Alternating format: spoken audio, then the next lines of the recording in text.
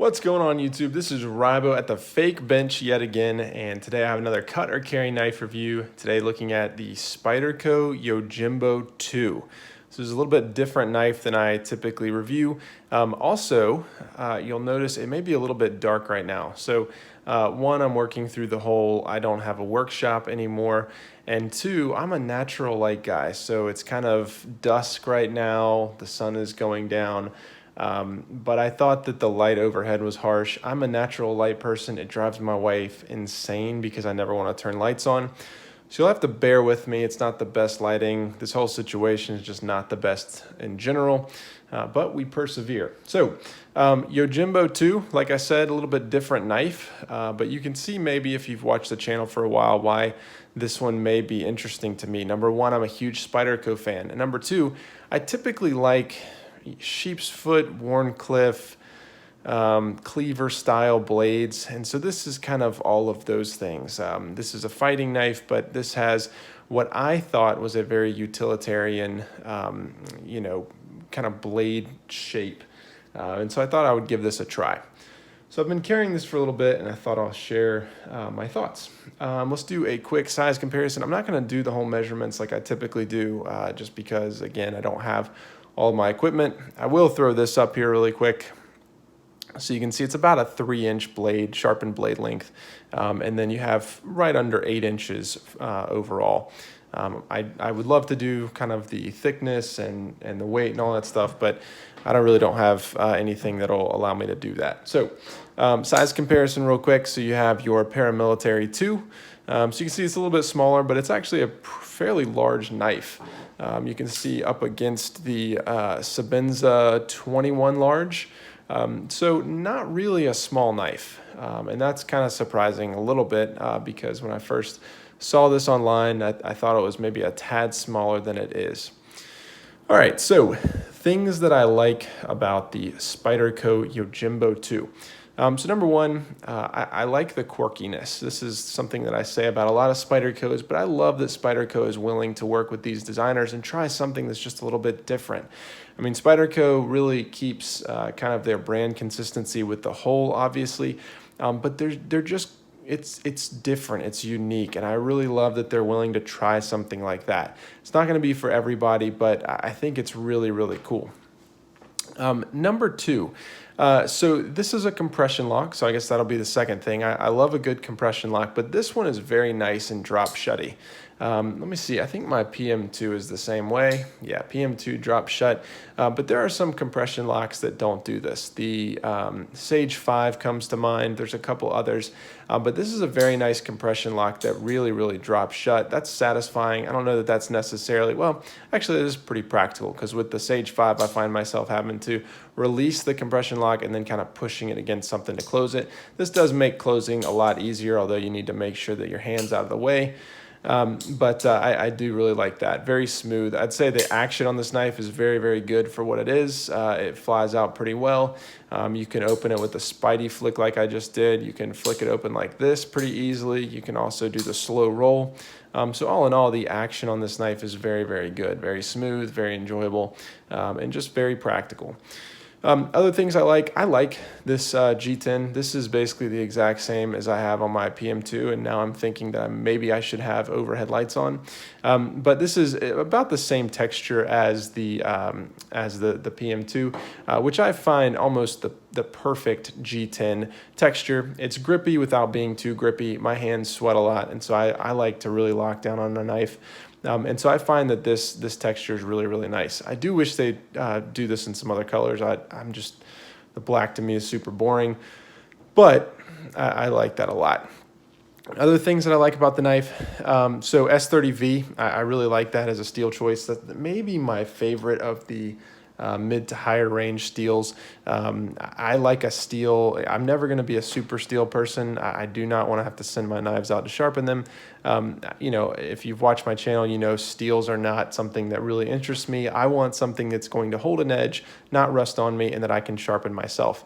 And so S30V to me holds up very, very well. I've had a lot of good success with it. So I really like that as a steel choice. Other things that I like about this knife, the blade shape is going to be kind of a hit and miss. So in a lot of ways, this is a very practical blade shape. It's kind of like a box cutter, kind of like an X-Acto knife, basically. So you have kind of a utility blade on this, which for a lot of things is going to be really good. I mean, you're going to be able to pierce and kind of draw, and it's going to be just very practical for a lot of different things.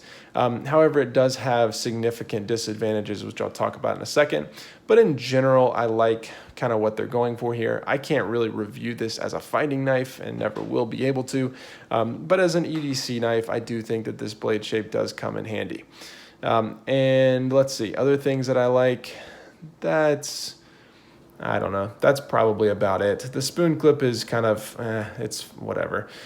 Not my favorite. I also don't know that this knife would have made sense with the wire clip, so the spoon clip is fine for this. I'm going to get into the things that I don't like, and in doing that, I'll kind of talk about some of the things that are kind of right in the middle. Ergonomics. This knife, everything I've heard about it, all the reviews that I read before talked about how insanely ergonomic it was, that it's just one of those knives that you just have to get in the hands and then you really understand it. For me, that was unfortunately not the case. While I do understand in general that like this right here is a very, very nice thing, that you have this thumb ramp right here that's very natural.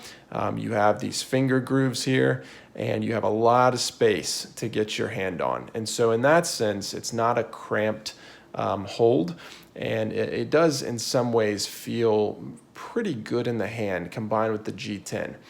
However, it is not what I thought it was going to be. These grooves just do not line up with how my hands work. I think it's really this one that bugs me, but when I grab this knife, I feel very cramped right here, and it does not feel super comfortable. Now, I have noticed that the tighter that I grip down, the better it feels, and that's really doing kind of this fist grip, but you know, that would be more of a fighting style, I assume. I really have no idea. But this is not really a everyday carry kind of a hold. And so typically I'm going to be holding like this, or I'm going to be doing a pinch grip like this. Now this feels pretty good because I've got plenty of space here. Fingers are pretty spread apart. But if I'm doing a 4-finger hold, I feel very cramped right in here. Like I don't quite have enough space, although there's plenty of actual handle material. So I think it's really these grooves just don't really jive with my hands. So ergonomics, like I kind of get it, they kind of make sense, but in the end, they kind of fail for me. So not really something that I love. You can see my hands tend to sweat. It's pretty gross, but hey, that's me. So other things that I don't love about this knife. So the blade is an interesting one, right? So a couple things about this blade. Number one, like I said, typically I would say this is a useful blade style. However, a couple things about this one make it really difficult and ultimately make me dislike this particular blade on the Yojimbo 2. Number one, you have a very, very thin tip down here. And maybe if I had used overhead lights, this would be focusing a little bit easier. But you have a very, very, very thin tip down here. And so it's going to be a lot more delicate. And it's actually made me kind of nervous about using this knife for anything that's actually, you know, not hard use, but anything that could be hard use. Because I've broken, like many knife guys, I've broken the tip off of mini blades before. And this one, you can't really grind it out. I mean, like if you break the tip off of this one, it's going to fundamentally change the knife.